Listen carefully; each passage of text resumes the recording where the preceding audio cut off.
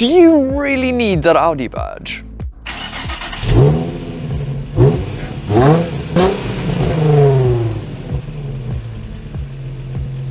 Hi guys, Eric here and welcome back to my channel. Today we will be having a look at this 2019 Volkswagen Tiguan 2.0TDi Comfortline.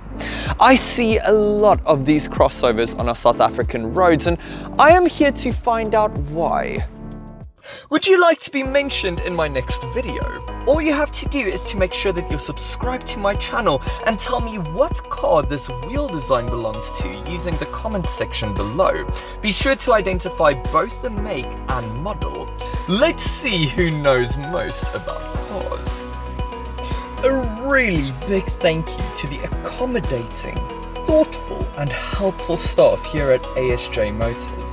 They have a huge selection of quality used cars located in 2 locations in the Overberg region. One is in the industrial area of Hermanus, the other is located on the main road of Verliesdorp. They are open for business, so be sure to check out their catalogue, link in the description box below.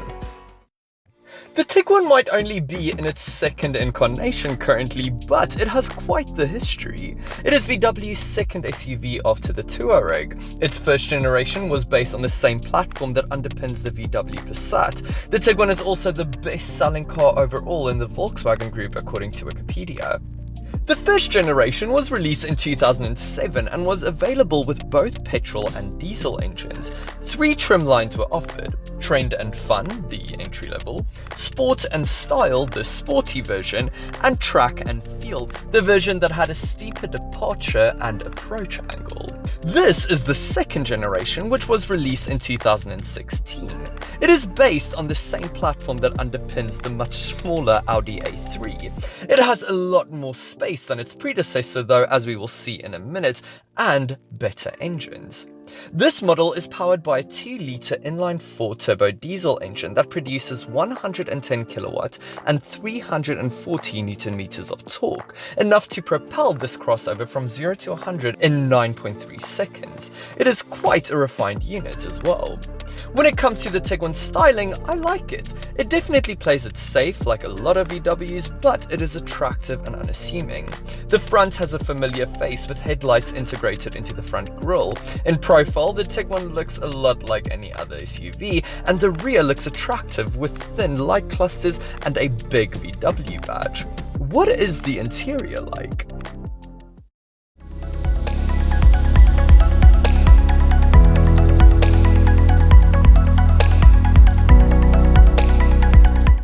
Get inside the Tiguan and it is about what you would expect from the serious German manufacturer that is Volkswagen.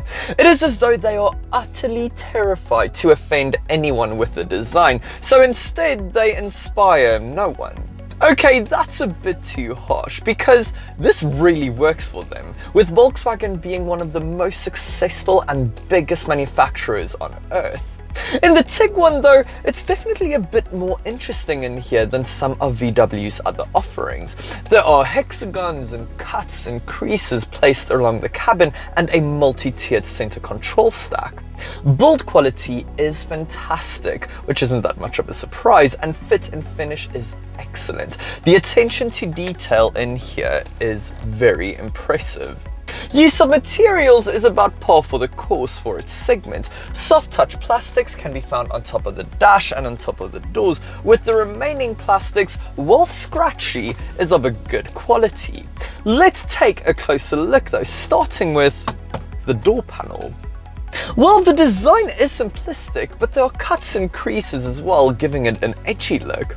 You get a metal door handle, premium feeling window switches that are one touch up and down all around, a very well padded door armrest and big door pockets.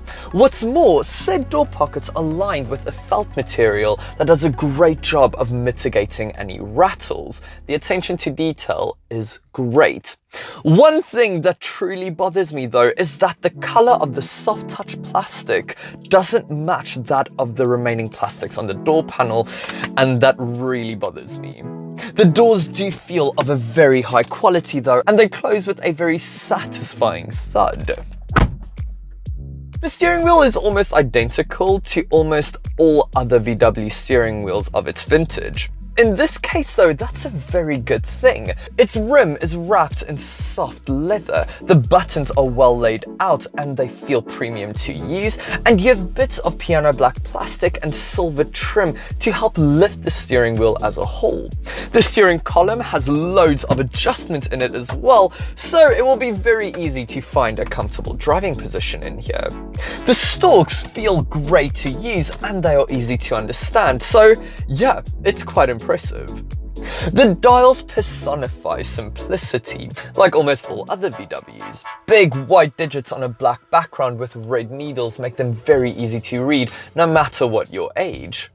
You even get a fuel gauge and, crucially, an analog water temperature gauge. In between the two dials, there is a full-color LCD drives information display. It communicates a comprehensive trip computer, vehicle settings, service information, audio information, and a tire pressure monitor. It is controlled using buttons on the right-hand side of the steering wheel. It is good looking, no doubt, but digital dials, this certainly is not. The infotainment system has a surprisingly big screen. It also has physical shortcut buttons as opposed to touch-sensitive ones, and a volume dial as opposed to annoying volume buttons. What's more, the system itself is very good. It is responsive to my touch, and you get nice animations between different menus. It comes very well equipped too. USB input, auxiliary port, SD card slot, Bluetooth audio, Apple CarPlay, and Android Auto. That is very impressive. Almost as impressive as the standard fit sound system that punches well above its weight. The climate controls consist of 3 dials, 2 of which control the temperature and 1 control the fan speed. I like this setup because you don't really have to take your eyes off the road to operate it. The similarly sized and shaped buttons that control the placement though does require your attention, which isn't exactly ideal. Turning to the seats, they are on the firm side, but they are nice and comfortable and they provide good support. The driver's seat is electrically adjustable 8 ways and it has 3 memory settings, but sadly this is an option on the Comfortline model. You might also think that this faux leather with grey piping looks great, but again, even on Highline models, this is an option. With the design out of the way, let's talk practicality, starting with the Tiguan storage solutions. Well, it's not bad. The well-dampened glove box is of a good size. You get a closable compartment on top of the dashboard, a single tray in front of the gear lever, 2 coverable cup holders with accommodating tray, a big area underneath the center armrest, and big door pockets. You don't get a sunglasses holder though, and no coin compartments are integrated into the door's grab handle. Other than that though, it's impressive. Get in the back and I'm impressed. Knee room is plentiful, foot room is really good, and headroom is enough even with the panoramic sunroof fitted. The seats are comfortable and supportive, and they can slide forward and back and even recline. Storage back here is good too. The door pockets are of a good size, especially for rear door pockets. You get a pocket behind each front seat and 2 cup holders integrated into the drop-down armrest. You even get your own air vents with temperature control and a 12-volt socket. That's not bad. One thing I really like too is this adjustable tray with built-in cup holder. It is perfect for small families. While I'm on the subject, the window line is nice and low, which gives kids a great view out. Yeah, from back here, I'm impressed. The boot is equally impressive at 520 litres. Not only that though, you get 4 tethering hooks, 2 grocery hooks, a 12-volt socket, and you can lower the rear bench from back here. You even get a spare wheel and 2 auxiliary compartments on either side of the boot floor.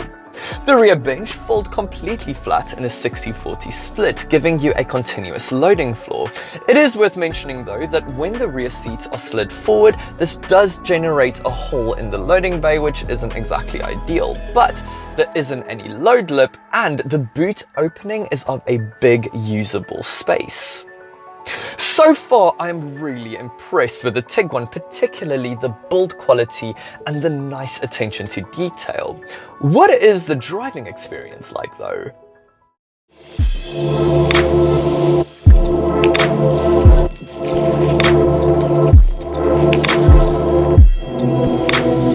Starting with driving around town, the Tiguan performs very well indeed. All-round visibility is very good. The turning circle isn't that wide for an SUV, and the controls are light and easy to use, particularly the clutch, which feels very, very progressive. An automatic transmission would have been better for rush hour traffic, but it is nice to have complete control over the gears. Front and rear park distance control come as standard, but a reversing camera is reserved for the top of the range Highline. So parking isn't that difficult, but it isn't that easy either. Out on the twisties, and the Tiguan impresses. There is very little body roll for an SUV, and the steering, while a bit too numb, feels direct. So I wouldn't call it fun, but it makes me feel safe and in control. It is out on the open road where I'm a little bit disappointed in the Tiguan. The seats are really comfortable and the engine provides a good amount of shove to overtake should the opportunity arise, but tire roar and road noise is a bit more audible than I was expecting, especially considering the price that these Tiguans go for. The suspension is on the firm side as well, probably because of these very low profile tires. On the other hand, the excellent sound system drowns out any unwanted noise, and the comfortable seats keep the ride from feeling jittery, so it is not bad by any means. I was just expecting a little bit more. The Tiguan does rather well when it comes to dependability. There were issues reported with the DSG automatic transmission though, so make sure that it is functioning properly. According to whatcar.com, in its owner satisfaction survey, the Tiguan placed 14th out of 25 SUVs, meaning not the most reliable, but not the least reliable car either. The Tiguan also finds itself in a very competitive segment. There is the Mazda CX-5, which is more fun to drive and more reliable, but not as practical. Then there is the Ford Kuga, loads of fun to drive, but it has a rather unfairly tainted reputation of catching fire. The Peugeot 3008 is much more individualistic and has a better built interior, but Peugeot reliability isn't as strong as the Tiguan's, nor does it return as good resale value as the VW. There are many more SUVs out there, so do yourself a big solid and test drive all of them. You are sure to find one that brings a smile to your face.